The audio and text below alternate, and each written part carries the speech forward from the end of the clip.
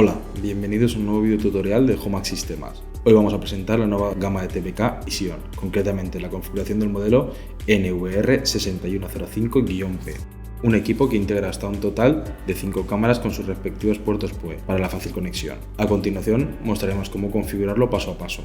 Como primero, debemos configurar una contraseña de administrador para activar el dispositivo. Todos los dispositivos vienen sin activar por defecto, no disponen de una contraseña. Configuraremos un patrón de seguridad en caso de que lo necesitemos. Es muy importante establecer preguntas de recuperación de contraseña, ya que en caso de perderla podremos recuperarla a través de las preguntas. Confirmación de la resolución de nuestro equipo. Indicamos en el asistente rápido la fácil configuración.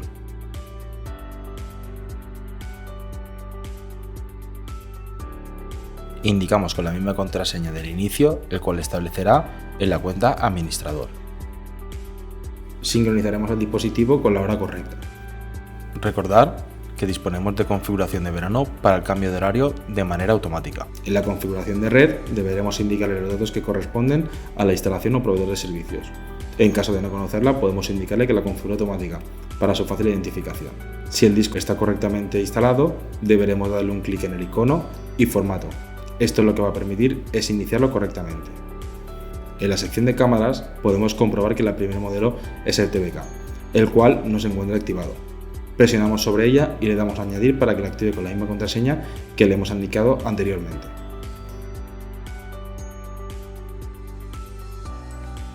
Si queremos disponer de la aplicación, podremos escanear el código QR que vemos en pantalla. A través del número de serie lo daremos de alta. Debemos tener en cuenta que si la configuración de red está correcta y tiene salida al exterior, podremos ver que el estado está conectado con éxito. Una vez adaptado, en la pantalla principal ya podemos visualizar la cámara configurada anteriormente. Con botón derecho abriremos configuración y seleccionamos menú. Ajustes de calendario.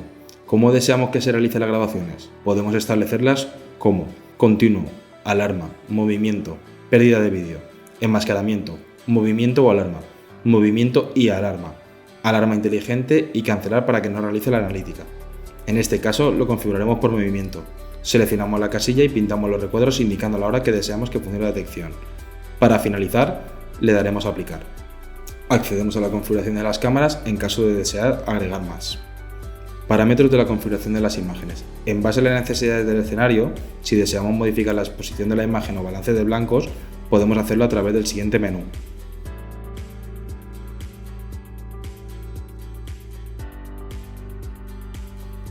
En los ajustes de red, recordad que tenemos que tener puestas bien las DNS para poder salir al exterior. Para poder configurar la detección de movimiento, presionamos sobre la casilla correspondiente y dibujaremos manteniendo presionado el clic izquierdo. En tiempo de despliegue, también dispondremos del horario que deseamos que esté activado. Recordad que siempre tenemos los ajustes de enlace, el cual nos van a permitir activar el buzzer, OSD, enviar por correo electrónico o mantener la pantalla completa.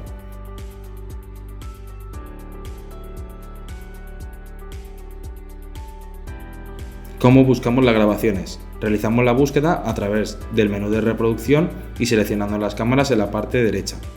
Seleccionamos el día y le damos al play. Si nos fijamos en la línea de tiempo, nos marca de distinto color cuando ha ocurrido una detección de movimiento.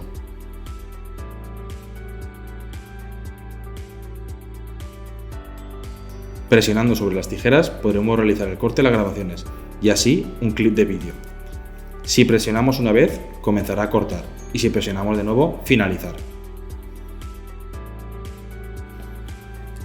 Para la exportación, podremos seleccionar la ruta donde lo deseamos. En nuestro caso, utilizaremos un USB. Muchas gracias.